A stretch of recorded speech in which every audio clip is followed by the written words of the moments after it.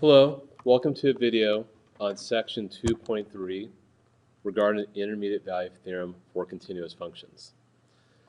So here's what the intermediate value theorem states. If a function is continuous, and that's very, very, very important, if your function is continuous on some interval from a to b included, so it's closed, then what's going to happen is that any y value between f of a and f of b, as you see right here, will be taken on or will occur.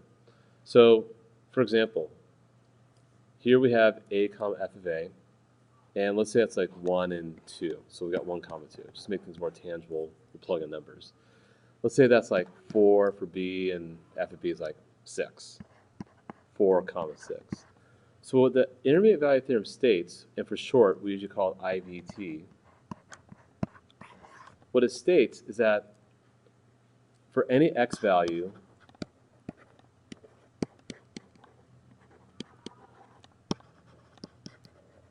between 1 and 4,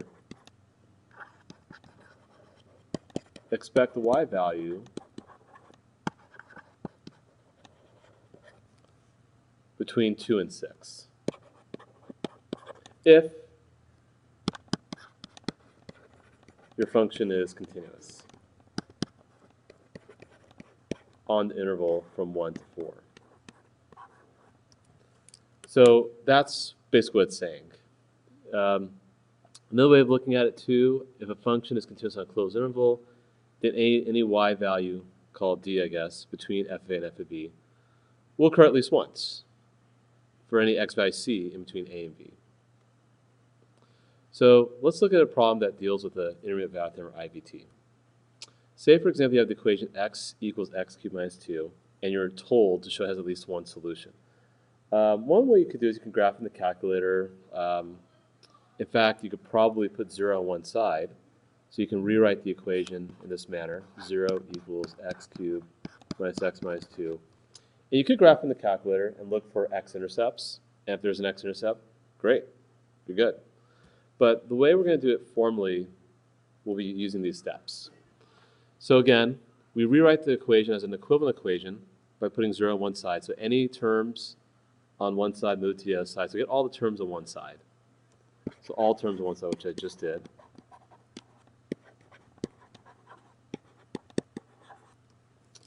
Now the non-zero side, let's name it a function. We'll call it g of x. So g of x equals x cubed minus x minus 2. Now, our problem now becomes g of x has to equal 0, right? Because you're told this has to have at least one solution, right? So show the equation x equals x cubed minus has at least one solution. So in this case, we have to show that g of x equals 0, since now the equation x cubed minus x minus 2 equals 0, or that expression equals 0. So what we're going to do is we're going to state that it's continuous over a certain interval. So establish g of x is on some carefully selected closed interval, picking x values where one yields a negative y value and one yields a positive y value. I think we'll probably go with like 0 and 2. That's because g of 0, of course, is going to be negative 2. And g of 2, of course, is going to be 4. And if I were to graph it, 0 comma negative 2 is right here.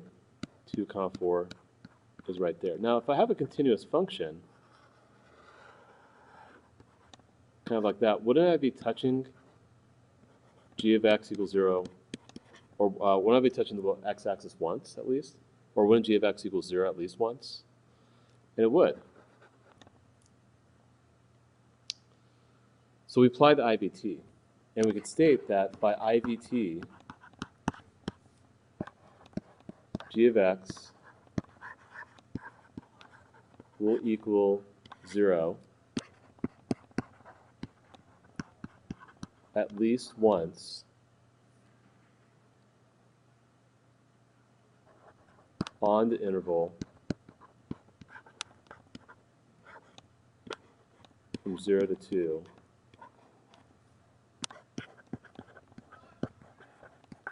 provided that g of x is a continuous function and equals x cubed minus x minus 2. And show you've proved what you're asked to prove. So we could totally just show it by simply